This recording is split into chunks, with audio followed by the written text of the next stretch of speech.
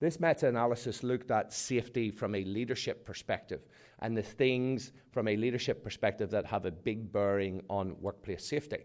And it turns out there are two main aspects of leadership that actually drive safety. One is transformational leadership. So this is the whole idea of an inspiring leader. And 3 out of the 4 components of this have a significant bearing on workplace health and safety. One is idealized influence, where you are actually setting an example and walking the talk, right? So it's what you do rather than what you say. Another one is providing inspiration. That's a main job as a leader, to provide certain inspiration, particularly around a safety culture. Culture is really important. It's important that a safety culture gets into the DNA of an organization. And then the third thing is individual consideration for your employees, actually caring about them as individuals rather than just as things that work in your organization. So that has come out from transformational leadership. And the other one is transactional leadership, which is kind of more what I think about management, right? So it is about monitoring people's behavior around what they're doing, particularly around health and safety, and providing feedback. Now, sometimes feedback is viewed as a negative, but you've got to get it in the culture of, from a Kaizen perspective, from a continuous performance perspective. So it's how you provide that feedback is really important. And the third one, which is really important, particularly for a group like this, is about sharing the learnings. And I'm going to talk a little bit about my military experience around that. But this paper, when I read this paper, it actually reminded me quite a lot of the military and my time in the military. Now, I spent 8 years as a British naval officer. I'm very fortunate to go through British officer training, which is highly regarded.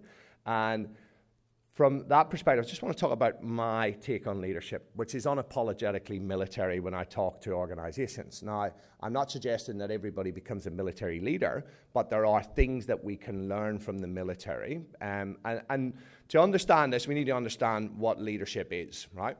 In the military, it is about inspiring people to go into battle where they will quite possibly die, which is just a bit different than inspiring someone to stay at work until 6 o'clock, right?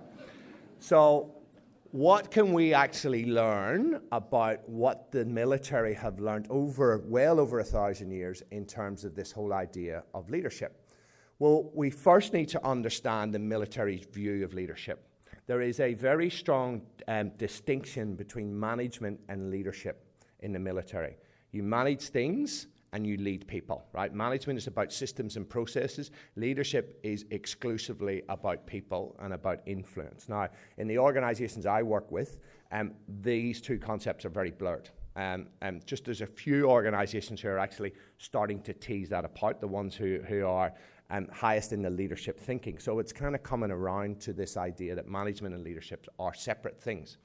And here is the British military definition of leadership, which is influencing people by providing purpose, direction, and motivation. And it goes on to say, to achieve the mission and improve the organization as a whole. Do you think that's a reasonable definition of leadership? On the link to leadership, it's that you are always on show. Always as a leader. Now, you might be sitting there saying, I'm not a leader. There are two types of leadership. There is leadership by influence and leadership by authority.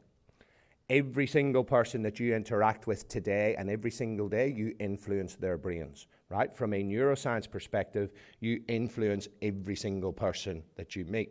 So every single person in this room is a leader. Some people have leadership with influence and have leadership with authority as well. Does that make sense? Now, thank you. Now, we were always told in the military that leadership is pretty simple in plain sailing. It is when the shit hits the fan that leadership becomes difficult, because everybody looks to you to see how you're dealing in a crisis. Everybody also looks to you to see how you deal with mistakes. So you could see, I think, how this can transfer over into the whole culture, not just of your overall organization, but the whole health, safety, culture, and how that is linked into leadership. And it turns out that your emotions on a daily basis have a big impact on how the workplace performs, whether you are a leader by influence or also with authority. With authority, it's also magnified. And what we've seen from the research is that your mood will impact on 3 levels. Number 1, it will impact individual people through emotional contagion.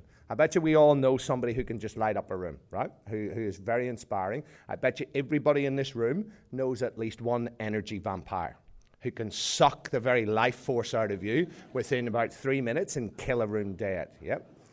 So that is emotional contagion. We know that emotions are contagious. But we also know that your mood will influence the affective tone, which is the emotional tone of the entire group, right? And that then influences how they work together. Group processes, coordination, task strategy, all of this. Now, I think this will have a big impact on safety. Yep. If there is a negative vibe, people tend to be just more focused on themselves. They don't think about others. There's less collaboration. There's less sharing of ideas, all of that sort of stuff. So every single person in the workforce influences the culture, and that will have an impact upon safety. It's the power of social networks. We are tribal, right? We are heavily influenced by those in our social networks. Now, what they showed is these social networks had to be people who you were in contact with. So they had to live within 2 kilometers and you're in reasonable contact with them, right? That connection, face-to-face connection, is a huge driver of human behavior. And that's the kind of thing that I want to leave on, is about what events like this can do if you take advantage of it.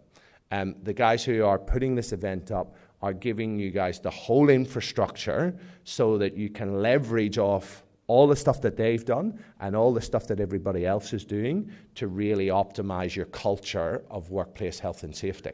But I'm going to leave you with bad news, right? Keynote speakers all around the world will leave you with a positive emotion, but I'm not a motivational speaker, right? I'm a realist.